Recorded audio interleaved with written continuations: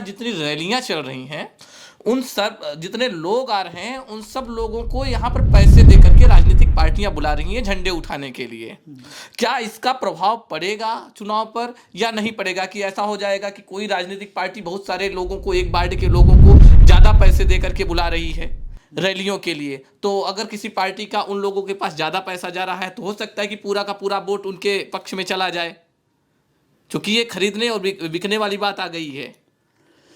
देखिए, अब चुनाव पहले की तरह के चुनाव नहीं रहे। अब चुनाव पूरा मीडिया मैनेजमेंट और पूरे मैनेजमेंट के साथ लड़े जा रहे हैं। अब चुनाव लड़ने के लिए, जैसा कि आपने बताया, कि झंडे उठाने के लिए भी लोग लाना पड़ते हैं, निश्चित रूप से लाना पड़ते हैं। लेकिन ये आप कहें कि ये सुनिश्चित करता है कि झंडे ज़्यादा लोग उठाए हैं तो चुनाव जीत जाएंगे, ऐसा नहीं है। जनता बहुत समझदार है, हर चीज़ का आकलन करती है। पार्षद का चुनाव हो तो वह उसका दृष्टिकोण अलग है, विधानसभा का चुनाव में दृष्टिकोण अलग है, और लोकसभा में चुनाव में दृष्टिकोण अलग है। तो सर, इसे हम एक चुनावी विधायक बनने के लिए इन्वेस्टमेंट नहीं कहेंगे क्या, कि जो प्रत्याशी है वो इन्वेस्टमेंट कर रहा है इनके ऊपर, तो वो कहीं ना कहीं भ्रष्टाचार नहीं होगा आगे चल के? अब इन्वेस्टमेंट क्या, प्रचार का माध्यम तो करना ही होगा ना। आप अपनी बात कैसे कहेंगे?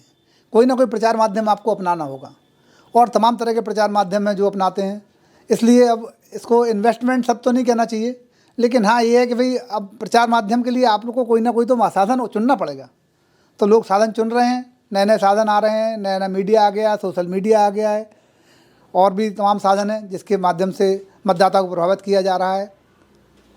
तो सर, ये आगे चल के कहीं ना कहीं भ्रष्टाचार को बढ़ावा तो नहीं देगा? क्योंकि आप पत्रकार हैं तो इस पर आप बेहतर तरीके से जवाब दे पाएंगे। देखिए, भ्रष्टाचार तो क्या है कि उसका आकलन तो इससे जोड़ना एकदम ठीक नहीं है, क्योंकि सभी लोग अपने अपने माध्यमों का उपयोग करते हैं प्रचार करने के लिए। नमस्कार, जय जोहार, जय छत्तीसगढ़। आप देखना शुरू कर चुके हैं भेंट मुलाकात। हमारे साथ में आज हैं दैनिक विश्व परिवार के संपादक प्रदीप जैन जी।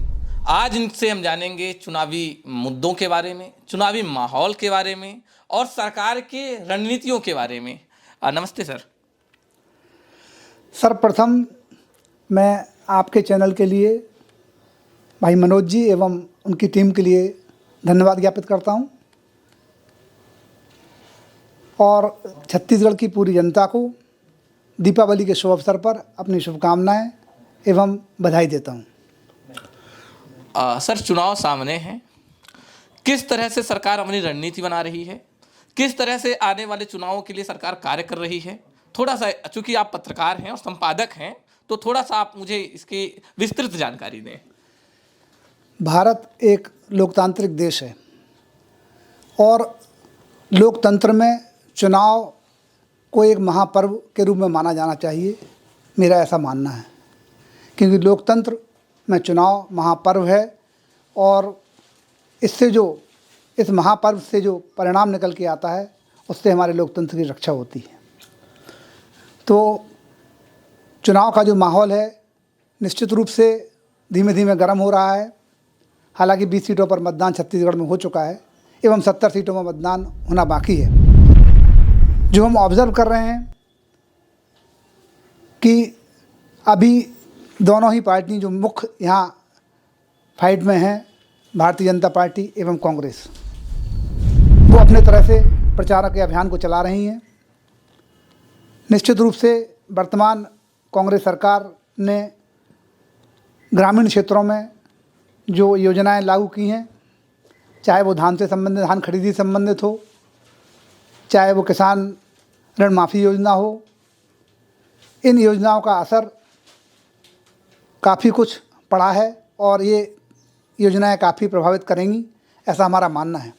वैसे कि चुनाव में कोई पूछे कि कौन हराता है, कौन जिताता है, तो हमारा जो आकलन है वो ये है कि चुनाव में हवा हराती है, हवा जिताती है। इसलिए ये माहौल दिन प्रतिदिन, पल प्रतिपल परिवर्तित होता है, और निश्चित रूप से यहाँ फाइट अभी से नहीं, पिछले कई चुनावों से हम लोग देख रहे हैं कि यहाँ पर हमेशा ही बड़े कांटे की टक्कर होती रही है। पिछले चुनाव में हमने देखा कि वो ज़रूर एकदम 15 साल का जो इफेक्ट था उसका पब्लिक ने एकदम रिवर्ट किया और कांग्रेस बहुत अच्छे ऐतिहासिक बहुमत से यहाँ जीती। लेकिन वर्तमान समय में ये चुनाव दोनों ही पार्टियों के लिए काफ़ी टफ है और मैं समझता हूँ कि ये एकदम प्री मैच्योर होगा कि हम किसी भी पार्टी के लिए ये कह सकें कि क्या होगा। लोकतंत्र में चुनाव के लिए एवं लोकतंत्र की रक्षा के लिए हमारे आचार्य गुरुवर विद्यासागर जी महाराज, जो अभी डोंगरगढ़ में विराजमान हैं, उन्होंने बहुत अच्छी परिभाषा दी है। उन्होंने कहा है, संग्रह नहीं वितरण हो वही लोकतंत्र है। संग्रह नहीं वितरण हो वही लोकतंत्र है।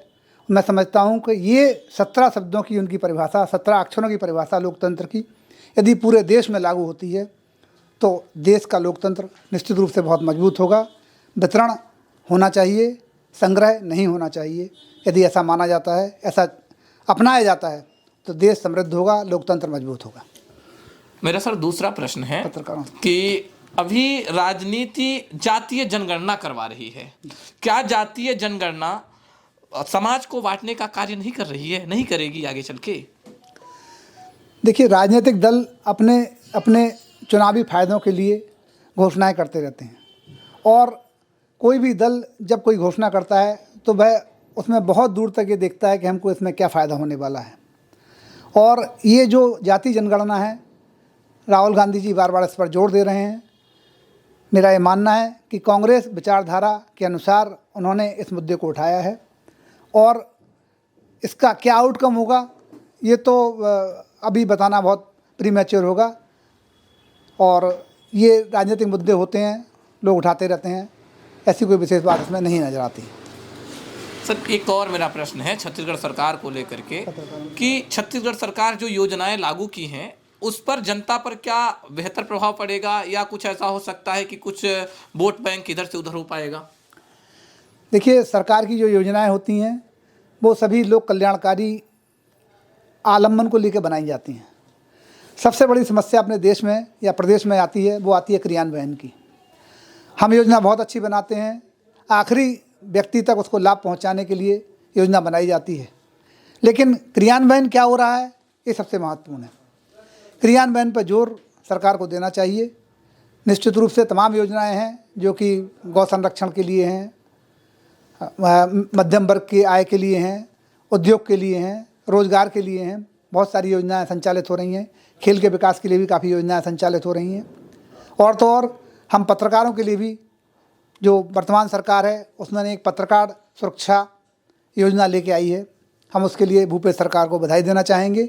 उन्होंने पत्रकार सुरक्षा योजना, पहले यह योजना महाराष्ट्र में लागू थी और उन्होंने अब इस योजना को उसी पैटर्न पर छत्तीसगढ़ में लागू किया है। इससे निश्चित रूप से पत्रकार लोग सुरक्षित होंगे और पत्रकारिता का काम करने में उन्हें अपनी सुरक्षा महसूस होगी। इसके लिए हम उनको बधाई देते हैं। सर ऐसी भूपेश सरकार की कौन सी योजना है जो आपको पर्सनल प्रभावित करती हो?